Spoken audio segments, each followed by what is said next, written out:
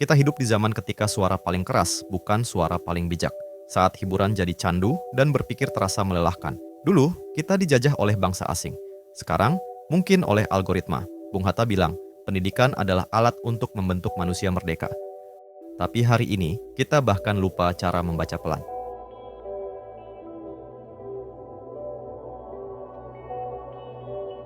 Muhammad Hatta bukan hanya proklamator, tapi pemikir bangsa, seorang ekonom, intelektual, dan manusia pembelajar. Di pengasingan, ia tak mengeluh. Ia membaca, ia menulis, ia mengajar. Ia percaya pendidikan bukan cuma soal ijazah, tapi tentang menempa jiwa manusia. Tujuan pendidikan adalah membentuk manusia susila yang cakap dan bukan sekadar penonton dalam hidupnya sendiri.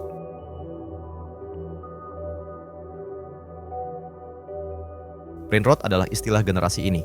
Ketika otak kita lelah karena terlalu banyak menerima, tapi jarang mengolah. Kita dibanjiri video 10 detik, gosip, drama, tren, dan tantangan. Otak kita dimanjakan oleh dopamin instan. Kita merasa tahu banyak, padahal tak paham apa-apa. Fokus kita dipotong-potong. Imajinasi kita dikerdilkan. Kita terbiasa konsumsi, tapi malas menyelami. Bung Hatta tidak pernah menganggap pendidikan sebagai sekadar sekolah. Ia melihatnya sebagai alat pembebasan manusia.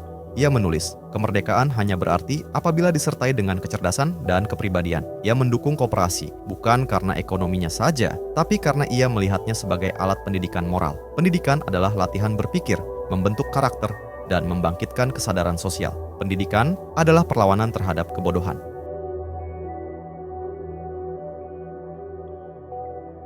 Hari ini kita terancam bukan oleh kekuatan luar, tapi oleh hilangnya kekuatan dalam, keberanian untuk berpikir.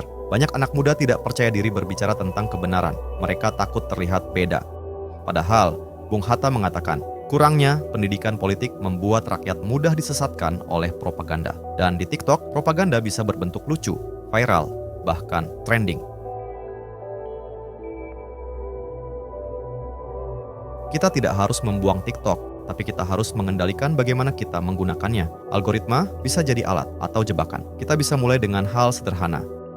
Scroll dengan sadar. Follow konten berkualitas. Ambil jeda digital. Baca 1 halaman sehari, bertanya lebih sering. Apa makna dari ini semua? Seperti Bung Hatta yang terus membaca di pengasingan, kita pun bisa membangun perlawanan lewat pemikiran.